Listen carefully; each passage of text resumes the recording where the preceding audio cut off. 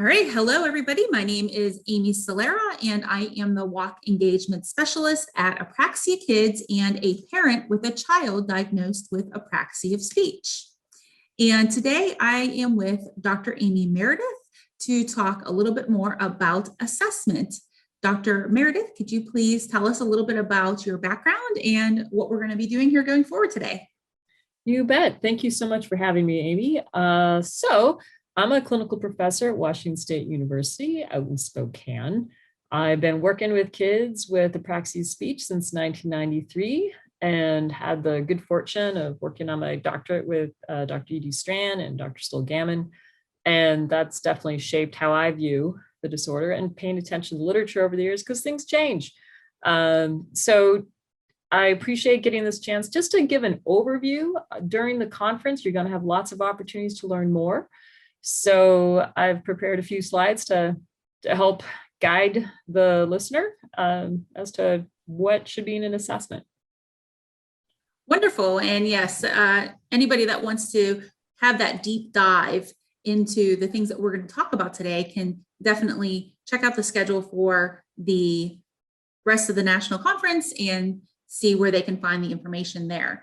But as we're talking about assessment, I did say I'm a parent with a child with apraxia of speech, and there's a lot of questions that parents often ask when they're speaking to a professional. And one of the biggest questions is the age of diagnosis.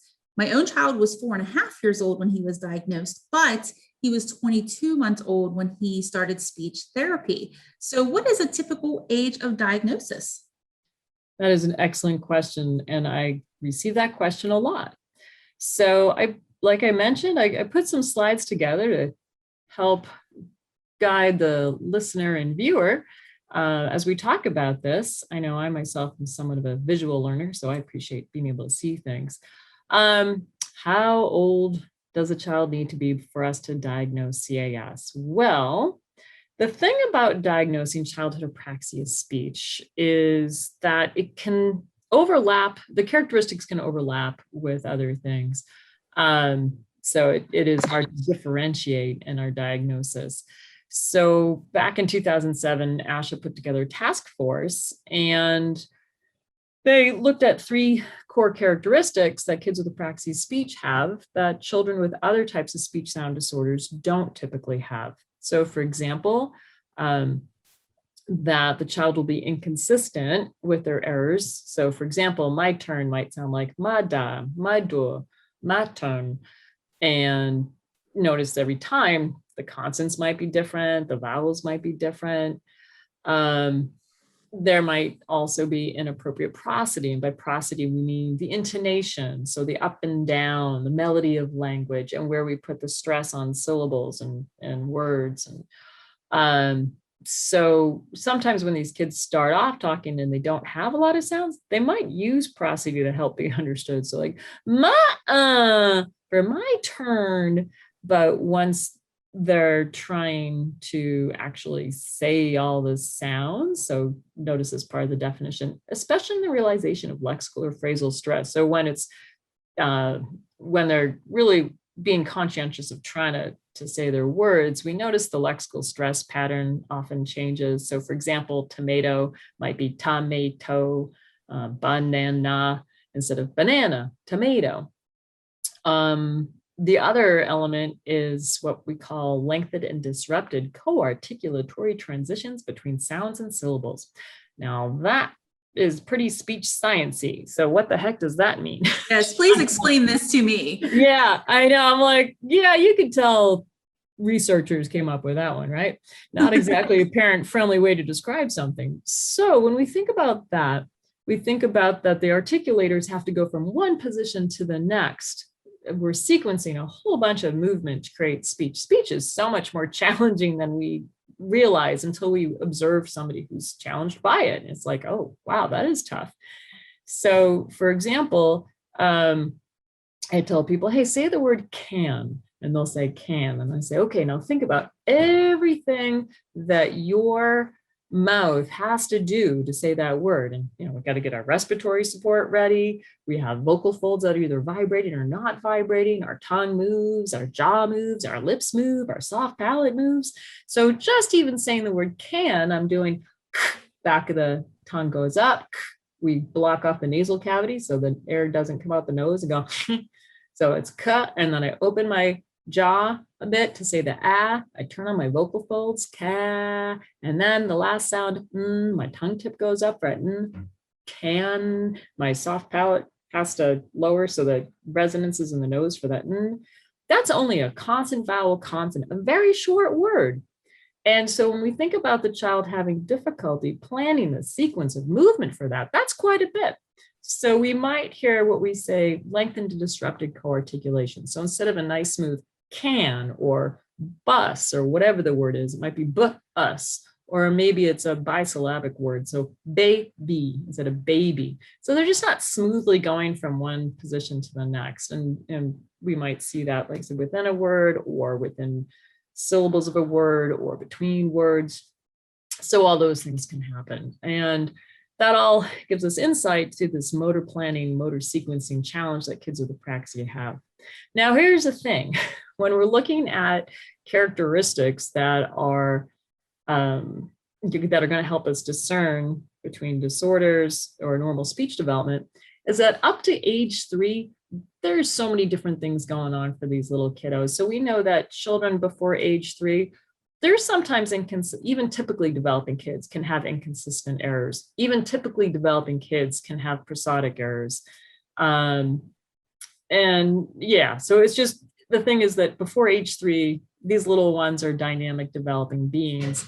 And so you don't necessarily have to have apraxia to have this. And then if you do have apraxia, it could be that you don't have enough sounds for us to be able to judge these things. So if I have a little one and they're pointing and going, it's like, well, that's pretty consistent because that's the only sound there is. But we don't know if that is due to apraxia. Is it due to a delay? Is it due to dysarthria, which is the weakness? So we're not sure. So we can certainly be suspecting apraxia speech, especially if we see some groping. And we will certainly work with that child because early intervention is crucial. But to really feel confident about the diagnosis, it really helps for the child to be at least 3. So we might use terms like suspected childhood apraxia speech, or apraxia speech can't be ruled out.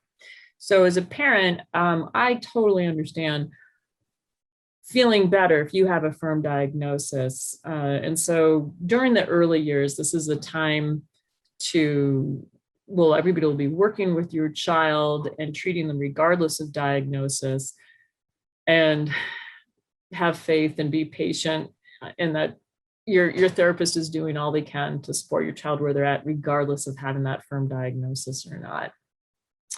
So I hope that helps clarify that. Yes, it's often asked and I think I see it on social media too, that people are often saying, well, my child's this age and they're only suspected right now, or my child's this age, but they've been already diagnosed. And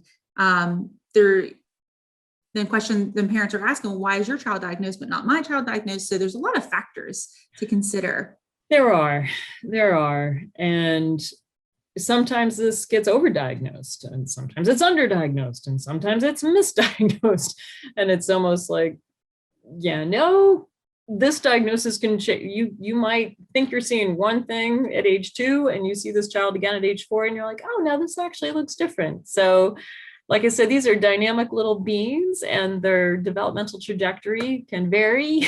And so it's a mystery, and we just keep an eye on them, and we do careful assessments, and the answer tends to unfold over time in some cases. And that's the one thing that I often refer to my child's diagnosis, is that it's a journey. It's time. Yes. You need time to kind of unfold things throughout his life and see what he's going through. And so you had mentioned before some different things: speech motor delay, childhood apraxia speech, childhood dysarthria. Can you talk about that a little bit more? You betcha. So when we go to the wonderful ASHA.org, and ASHA's American Speech Language Hearing Association. And they have a lot of resources. And some of these resources you can get to without being a member. If you go look at this particular one on speech sound disorders, it breaks down different reasons why kids can have a problem with speech. So there's the good old, we're not sure what's going on. We call that functional. And so that's when there's a basic articulation disorder where it's just a few sounds that are consistently in error. In English, it's pretty common for it to be R, L, and S. There are other sounds you struggle with too, the F and the TH. With some of my Spanish speaking clients, it's often the R. So it's just like, oh yeah, those real tough ones. And the kids just take a little longer to get those particular sounds.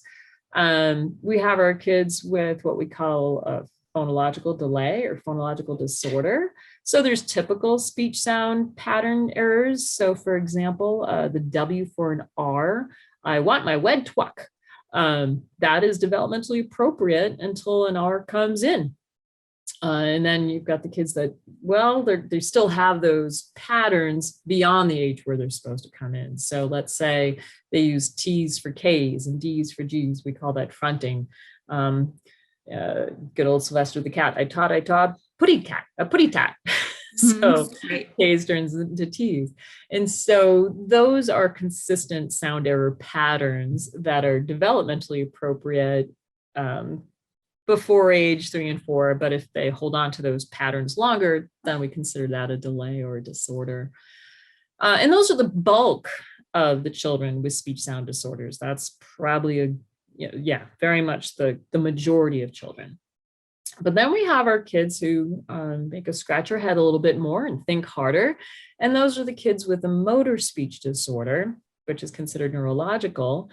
And there's the category of dysarthria, where there's weakness, decreased coordination, range of motion, speed to move the muscles we need for speech. So if we go back to that can example, it's like, I have to have enough movement and speed to get to that k, and then ah, and my soft palate has to have good neural innervation to go up and down. So some of my sounds come out my mouth and some come out my nose. And my respiratory system has to be strong enough to have the power supply for speech. And my voice has to be strong enough too. So we think about all the musculature that's involved in the execution of that movement. And if there's a challenge in that spot, we think of that as dysarthria. And then you've got our kids that we're here to talk about during this conference, and that's the kids that struggle with the planning, programming, that sequence of movements, that's need for speech. So maybe the muscles are strong enough, it's just that all the different connections in the brain that have to put all those sounds together, that's where the challenge is. And so that's more of a sequencing, planning, programming issue. So those are kids with apraxia. And then there's this new category we call speech motor delay. Now I had to add that because it isn't actually in an ASHA's flow chart or category system, I should say. And these are the kids that were like, there is something motoric going on, pretty sure neurological and motoric, but it's not dysarthria and it's not quite apraxia. And this isn't uncommon for us to see with our kids on the autism spectrum. So I've had a fair amount of kids that have come with the ASD diagnosis, and they'll look like they probably have apraxia, but then they actually, oh my goodness, symptoms tend to resolve a little more quickly and they start to look like something else. This is what I mean by like these dynamic little beams, they change. And you're like, what I saw at age 2 is not what I'm seeing anymore at age 4. Now I think it's this.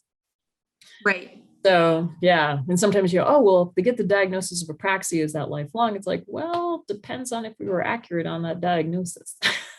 Yes. And I'm not, it's tricky. I don't want to throw anybody under the bus here. If you got a wrong diagnosis, it's like, well, the diagnosis is based on the evidence we're seeing at the time.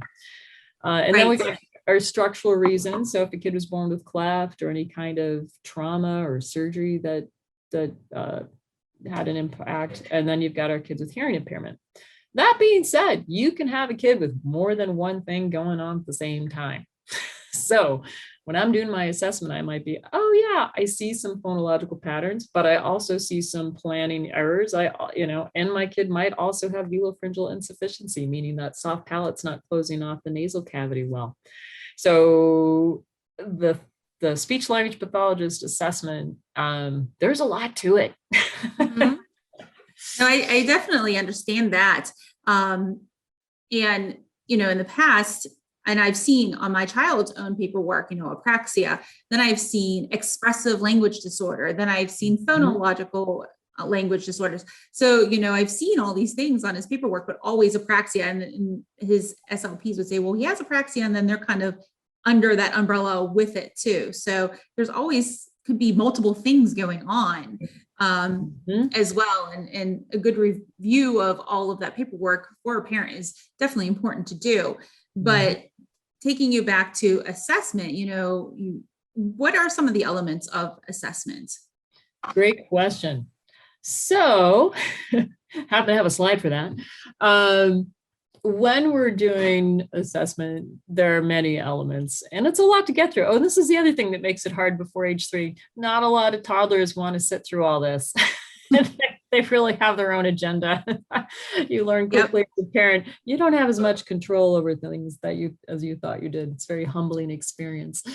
Same for the SLP. We cannot control our clients. They are their own little dynamic beings. So what we want to know about this child is, how is their hearing? Do they have optimal hearing for speech language development? Some kids have chronic ear infections, so we would definitely want the hearing optimized. Developmental history, I'll talk about some things that are commonly seen in the children that later are diagnosed with apraxia speech. So careful developmental history will help us know what's going on. Now, I mentioned earlier about some kids having a dysarthria, again, relating to more of a weakness of any of these muscles. In addition to weakness, difficulty coordinating. So as soon as that child comes in, we're just kind of taking a general look at them, their neuromuscular condition. So kids with dysarthria, which would be common to go along with a child, for example, who has cerebral palsy, that there was some kind of brain injury that occurred before, during, around the time of birth. That, we might see them walk in and it's like, that gait seems a bit off, meaning their walk seems a bit off. Maybe we're noticing, well, I'll be showing you more in just a bit about that. So just general eyeballing the neuromuscular condition. Structural functional praxis exam, that helps us look at the structures at rest. Are they symmetrical? Does this child have closed mouth posture, which is important? I'll explain that in a moment. Then, we'll ask them to do certain movements and see how all of those muscles are functioning. And then physiological parameters go along with that. Do they have enough respiratory support for speech? Can the vocal folds vibrate like they're supposed to? So those 3 things help us determine if there's any dysarthric component. And then to try to figure out if there's an apraxia component, that whole thing about sequencing and planning the movement for speech, that's where a careful motor speech examination is done. And the motor speech exam is going to help the therapist know where the child breaks down and how to help them where they're at. And so we can build on success and help this child be a functional verbal communicator. It's also important, it's a lot of tests.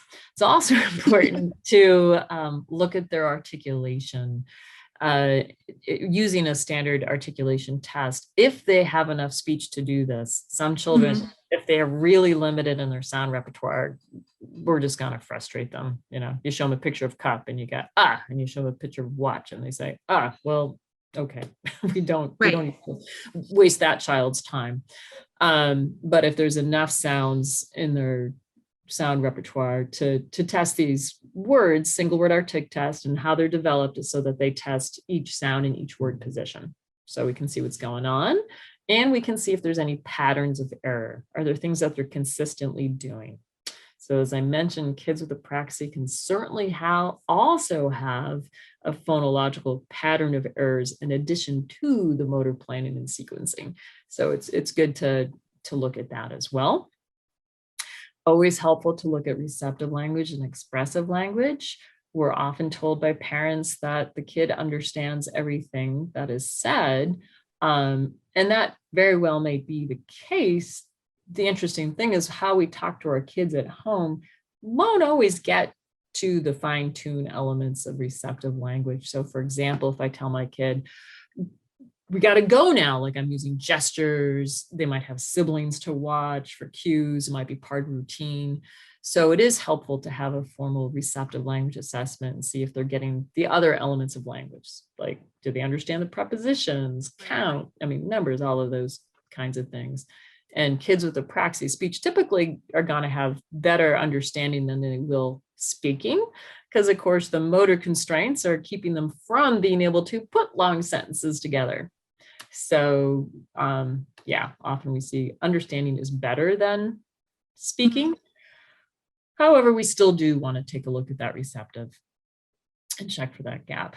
And then as the children get older, like 4 years and up, it's a good idea to look at their what we call phonologic awareness and literacy skills. So do they know their letter sounds? Do they know how they go together and blend? Do they, and all of those fun things, because that can be a challenge for these kids too.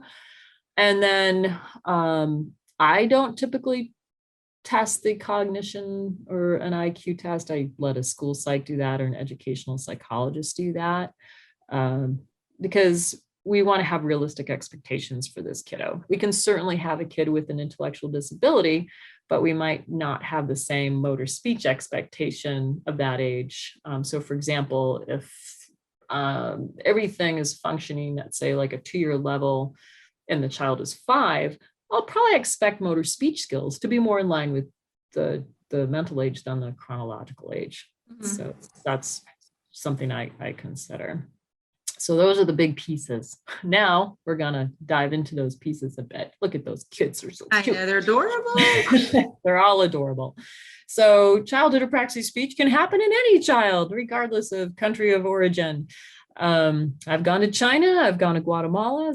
I got to talk to folks in Brazil. Unfortunately, that had to be via Zoom because of the pandemic.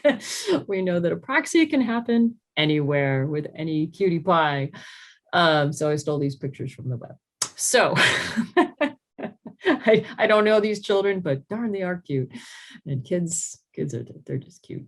So when we get that careful history, we often hear that the baby was quiet and they didn't babble much.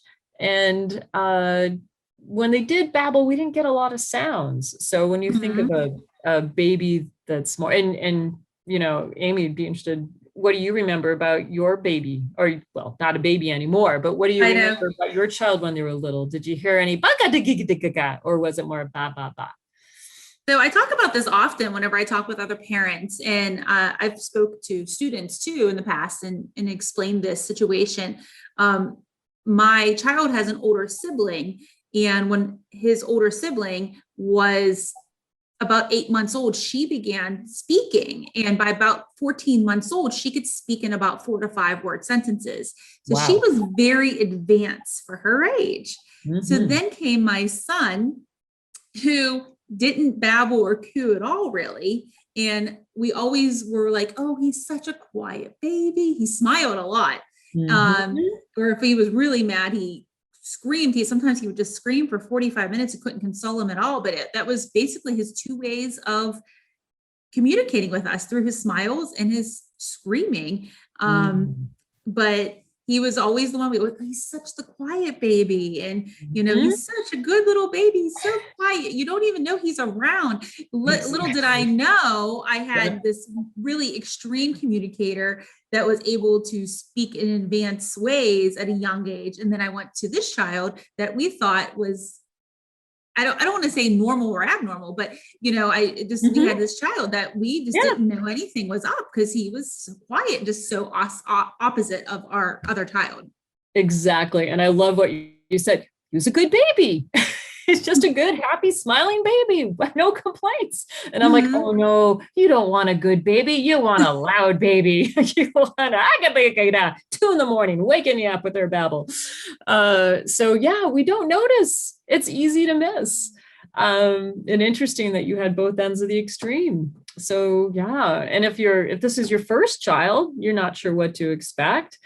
And, they say, you can read the manual, but you'll just have to throw it out anyway. Right, So exactly.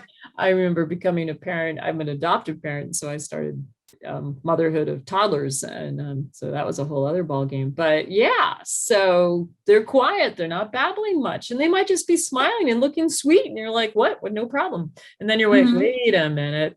Other Right. kids are starting to do more. So babble, we forget, we don't know, well, that's not even about forgetting, we might not be thinking about the importance of babble. So that babble of that is providing rich sensory motor feedback as a child's babbling. It's like they're practicing. Yeah, it might not Mhm. sound like anything, but they're Yeah. practicing. They're practicing all that movement. So that's what we hear, quiet baby. So along with that, not a lot of verbal output, limited sound repertoire. So even if they are babbling, it might be baba, and we're not hearing the does and the guz. We might not have much for intonation pattern. Ba, ba, ba, not ba, ba, ba, ba, ba. Delayed first words and delayed putting together those consonant vowels and smaller syllable shapes. So just a consonant vowel instead of a consonant vowel consonant. And we might even see some groping and uncoordinated feeding. Now, the thing about the uncoordinated feeding, that can happen for a child with dysarthria as well. So this is just based on some of the research done in the past about looking back at video recordings of kids later diagnosed with CAS. So those are things that we pay attention to. Real quick, and I didn't put it in here, is that something to be mindful of is that there's also autism spectrum disorder, and 1 out of 52 kids is the current number of kids that have ASD. And kids with ASD can also have a delay in their speech development. And sometimes it's interesting because they might be starting to develop speech, but then they stop. And so it's like, what happened? So if I'm seeing a child that is displaying some other things, like you're having a hard time getting their attention and they don't really turn to their name and they don't like share interest and have joint attention, those are also things to pay attention to in the early developing child. Yes. Typically developing babies without ASD are going to be like wanting to look at your face, and they're going to want to, oh, you're smiling, I'm going to smile. Kids on the spectrum have a different developmental trajectory. So I'm just gonna put that on the side. And there's a lot of online checklists. So if that's a potential concern, that's something to look at. And the beauty is that we have great treatment for kids on the spectrum. We have great treatment for kids with apraxia, motor speech disorders. So although any diagnosis is really hard for a parent to process, it's important to be aware that this developing brain, anything can happen. And so the more we're aware of how this baby's brain and toddler's brain works, the more we can target the treatment to help that child make as much progress as possible. So that's just a little aside. Oftentimes, when my child, I took him to the pediatrician when he was at his 18-month checkups and things of that nature, as well visits. I remember the doctor asking me questions because my child would not look at the doctor, but my child always looked at us and things of that nature. And we kind of went through that, but my child also did have delayed first words. He had only 3 words at the age of 18 months. And I remember his pediatrician being concerned about those things. And I, again, was not concerned. I didn't think anything of it. But the one thing I did notice, with that, not looking at the strangers, and even with us still, I mean, when I take pictures of my child now, when I'm taking pictures of him, he doesn't ever look at the camera. He's always looking somewhere else other than the camera. But we're talking to him, and if he's in deep thought, he's often looking off when he's in deep thought. But if I say, hey, look at me, buddy, look at my nose or look at my eyes, he'll focus on us and then be able to talk to us. So, Mhm. but I didn't realize those things when he was a baby or toddler or anything like that. Yeah. Yeah. And I think it's great. Differences. Yeah. And I think it's great that we have more and more behavioral screeners to say, hey, how's this baby? How are they processing the world? So babies on the spectrum, they're visual, and children on the spectrum have a slightly different visual system. And we like to say it's a difference, and not necessarily a disorder, but a difference. And so I've got a friend who has she's had 2 children on the spectrum, and she's a phenomenal advocate. And she'll say, I tell my son, it's like, you've got the people who play with an Xbox and people who use the PlayStation. They both do good things. They're just different platforms. So I would say with this assessment in general is, we're just trying to figure out the strengths of your child in addition to what are the challenges, what are the roadblocks in developing the speech and the language and the literacy. And at the end of the day, we all want a happy kid. Yes. We want a happy kid to reach their full potential. And that's going to look a little different for every kid. So before I mention the dysarthria, so I'm a big fan of fun dip sticks to use as a tongue depressor. Who the heck wants a taste of a wooden stick? So I usually have fun dip sticks on hand, or light up tongue depressors, or flavored tongue depressors anyway, because I don't want to taste wood. So what the speech therapist will be doing perhaps is asking your child to push against a stick to see if there's any resistance in that tongue, or they might ask for pushing against in the cheeks, like moving side to side, up and down. So we're just looking for range of motion, speed of the movement, all of those things. For the tongue, the jaw, we might ask to open, close. We'll ask for to see them do real fast to see if the soft palate's doing its job. So really, cranial nerve exam is what some people might call it, just to see if everything's working okay. In this situation, the teacher thought the child had a structural challenge, thought it was that this kid wasn't moving her tongue due to tongue tie, and turned out, no, it wasn't a structural challenge. It was that the cranial nerves that innervate the tongue and the jaw and the muscles of the face weren't working. And so you can kind of tell because the face is kind of droopy and the eyelids are kind of half masked. And this was a really bright kid. Her fine motor of her hands was actually quite good, amazingly, and she could sign really well, but she had severe dysarthria. Yeah. So she couldn't, she tried to talk. And when I asked her to count 10, and this is in Guatemala, so it was in Spanish, it was like, and so you could just hear it. You could hear the tension and the inability for movement. Yeah, so it was like, if it was tongue tie, it would have been a much easier solution. But great kid and wonderful teacher that advocated to figure out, so why is this kid not talking? Because she's clearly quite bright. So we, like I mentioned before, we want to make sure the lungs are working well, that we have good respiratory support for speech. So does this kid have enough respiratory support for speech? We might ask that kid to blow bubbles in water and just stick a straw in the water and go, okay, blow. Can they blow for 5 seconds? Sometimes they don't understand the task and they just go. So I'll try to make it a contest, see if I can help them blow longer, and I might have to plug the nose so no air is escaping out the nose. We want to see, can those vocal folds vibrate for speech? So how long can they say and make that a contest, and hopefully they can do it for about 10 seconds.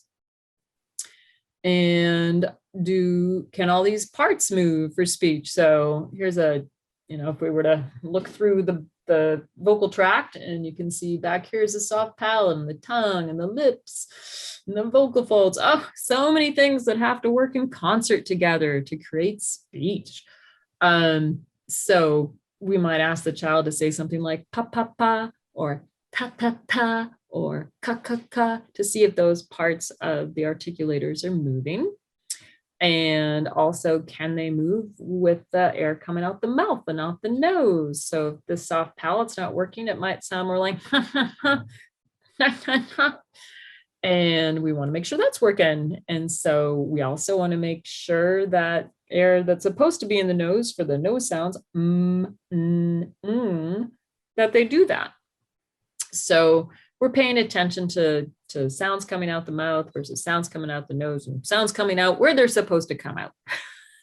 So again, speech is much more complicated than anybody gives it credit for.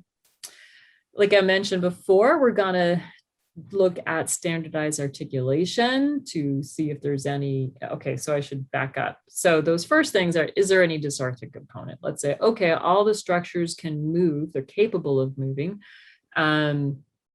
So we don't think, and they move with adequate speed and range of motion for speech. So we can say, okay, we don't think they have dysarthria. Now, kids don't always follow the directions that they need to follow for this because, you know, they seem like weird. Like, why would I stick out my tongue? I'm told not to do that. So I might just watch them chew and swallow and take a drink. And that can also show me, can the lips come together? Is the tongue moving their food back? So I can also make observations off of just watching them eat and drink a snack if they don't want to do all my goofy directions. Okay. Articulation, like I said, if they have enough sounds, doing a careful articulation test is helpful. There's all kinds of tests out there. There's no one in particular. Oh my goodness, I need to update that. That's horrible. It's actually the Goldman-Fristow test articulation version 3. Not that that's what you'd be getting anyway.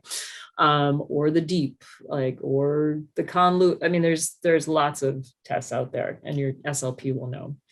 Here's one interesting thing about articulation tests is they don't really look at vowels. And kids with apraxia tend to make vowel errors. There'll be vowels in the words, of course, there has to be, but it's not something that they're scoring. So paying attention to those vowels will be important as well. I often joke that my child's taken the Goldman-Fristow test so many times that he has memorized it at this point. Yeah. And it almost feels like it. Yeah, there you go. Oh, here comes a tree. Here comes the house on the window. Yeah, I hear you. It's like the kid's like, let me give you this test.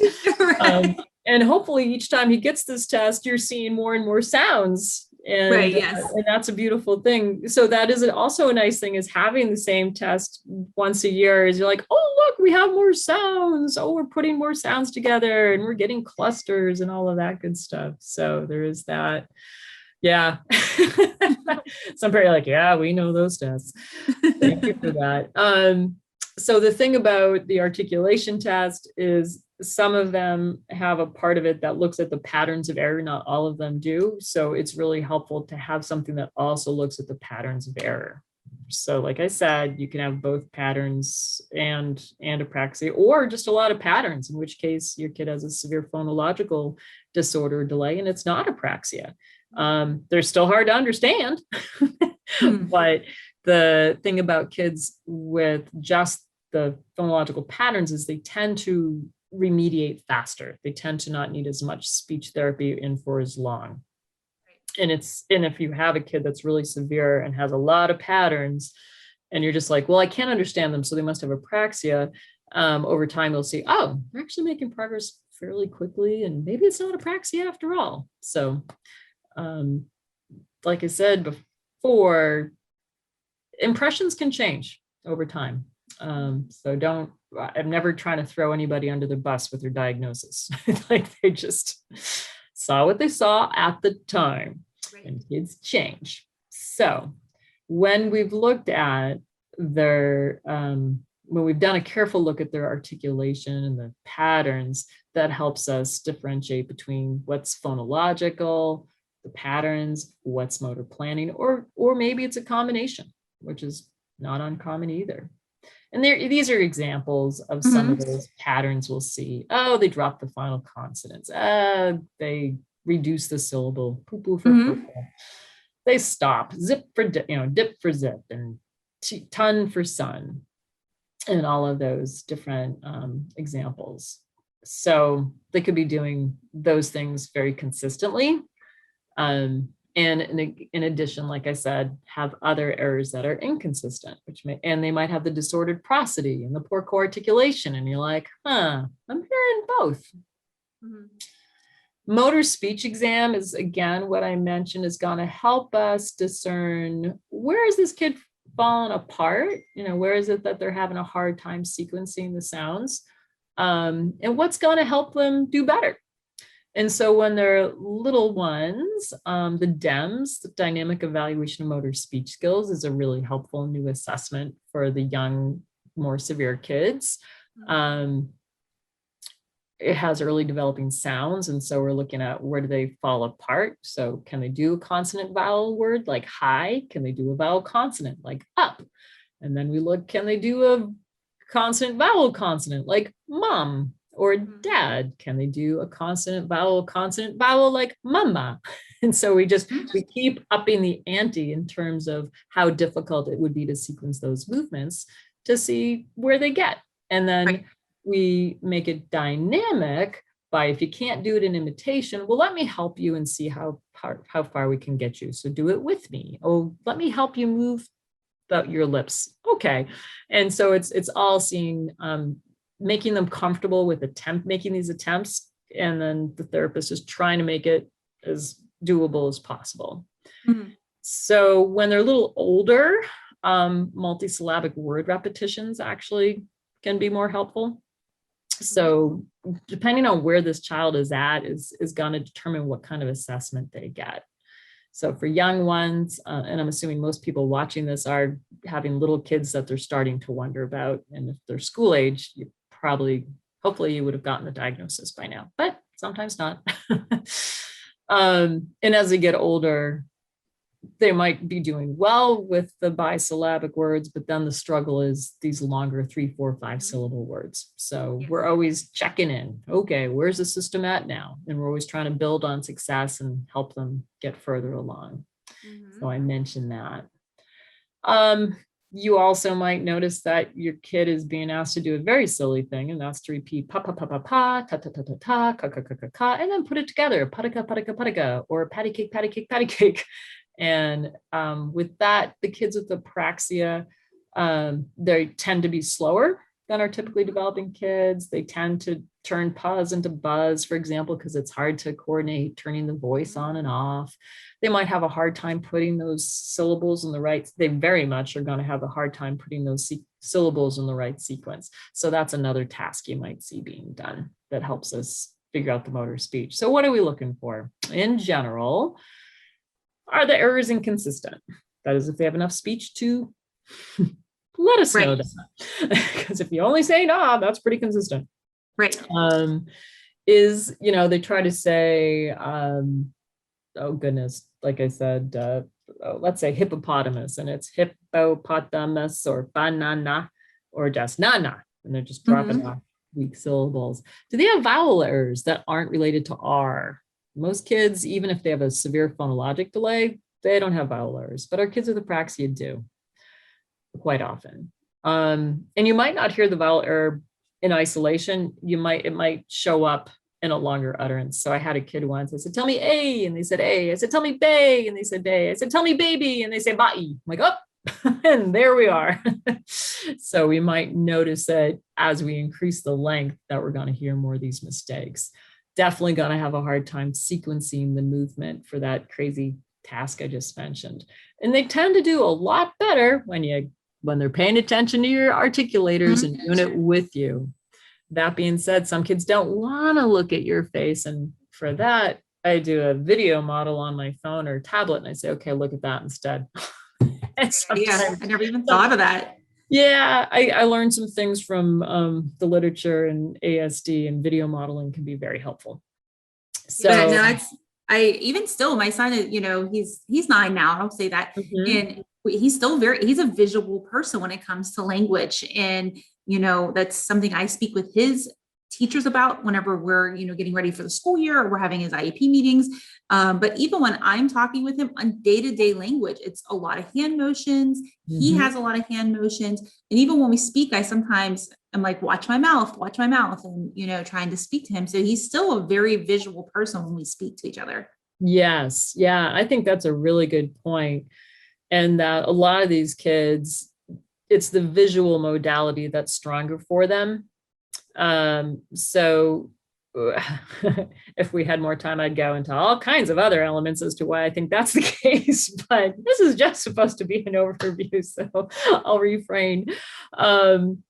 Yes, so being visual is definitely helpful. And yeah, I'll actually talk a little bit about that with treatment as well. So remember, language assessments are also going to be important. And so, you know, how's their vocabulary? How's their ability to understand like things that we add to words? So plural S, past tense, prepositions. How do they do with understanding sentences as they get longer? Sometimes memory is a challenge for these kids. So they might remember part of the sentence, but not the whole thing. How's following directions going for that child? And as they get to be school age, anything related to reading.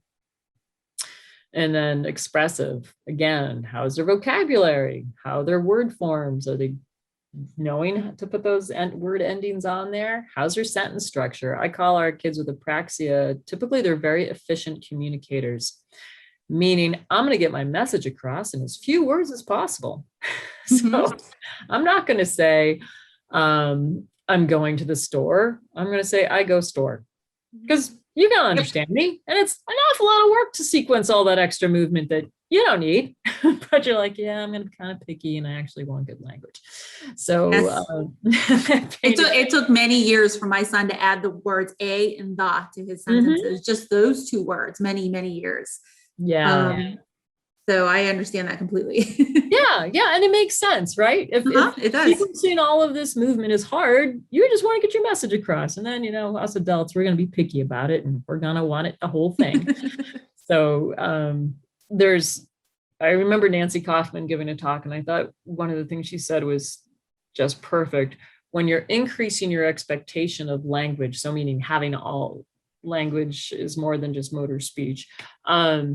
It's reading, writing, listening, talking. That in terms of like the sentence, if you want the full sentence, don't expect it to be perfectly articulate.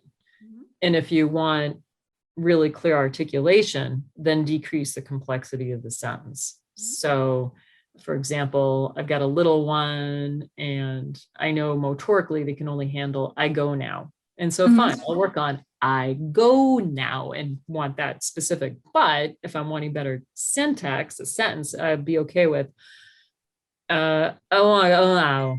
I was like, okay, you gave me a full utterance and it wasn't articulatory beautiful, but at least I got the language. Right. So it's this, when they're young, it's kind of this trade-off between, do I need a full sentence? So that might be something that you like, and when it comes to treatment, the parents like, why are they having them do a sentence that's not complete? Well, because motorically, that's all they can expect. But yeah, so we'll talk about that when we talk about treatment.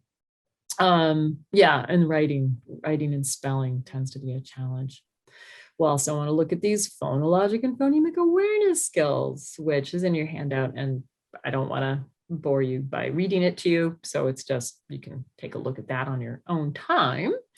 And really, okay, so we get to the end. What should we know? Well, we're trying to figure out what Edie Strand always said, the relative contribution of all the things going on for your child contributing to their communication disorder. So is there some phonologic delay? Is there apraxia? Is there any dysarthria? Is cognition part of it? Is there language issues? Artic, hearing impairment? It's not necessarily just one thing. We can have more than one thing happening. And so if we do think there's apraxia speech, because apraxia does tend to get overdiagnosed, strangely enough, that do we have evidence that it really is apraxia? So are there inconsistent errors? Are there vowel errors? Is the prosody disordered, etc.? So we want to see that there are characteristics that really do clearly point to it being apraxia.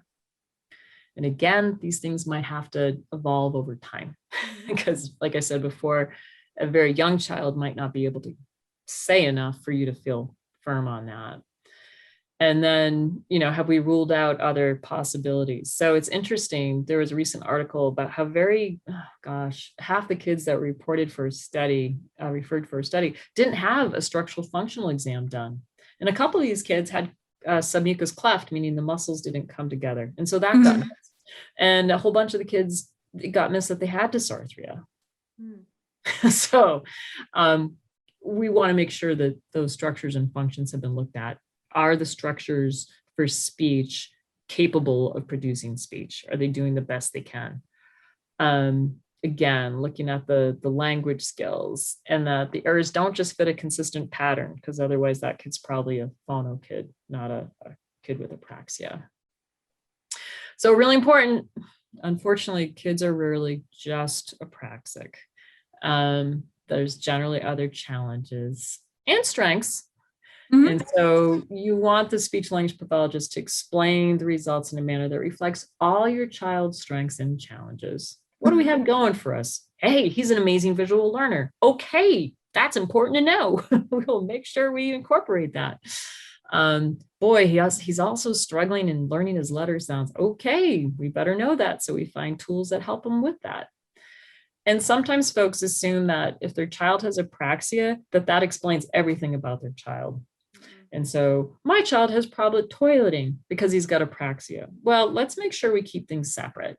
The apraxia is only related to the motor planning and sequencing for speech. They may also have challenges in other areas, but we want to make sure that each thing is specifically addressed so that we No, I agree with that, because you need specific supports for specific things. Right. Yeah, Amy. And as a parent, like, I'm thinking you really wanted to understand your child, right?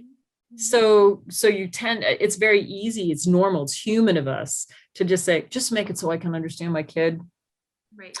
And we're not necessarily aware that there's more to communication than just verbal output. So making sure that we really are addressing this kid holistically. So there you go. There's a lot to it.